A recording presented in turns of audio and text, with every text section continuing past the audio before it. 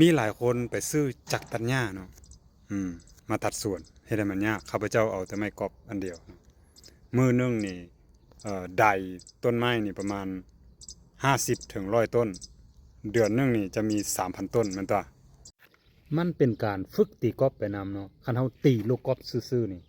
เฮาจะบ่ฮู้ว่าระดับไม้เฮาเนาะระดับไม้เฮานี่เนาะมันจะถึกลูกกอบระดับใดแต่ว่าคันเฮาตีต้นไม้นี่เราจะหู้เลยว่ามันขาดอยู่ระดับใดเนาะแสดงว่าความถนัดเราระดับใดนี่มันขาดระดับนี้แสดงว่า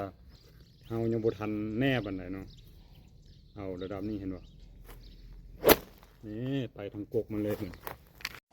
คันหญ้าหลายเดือนนี้เราก็ได้แบบมันๆไปเลยเนาะเอาไปนี่เลยนี่ชั่ว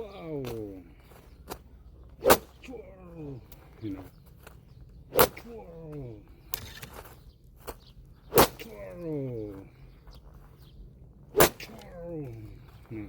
อันนี้แบบนี้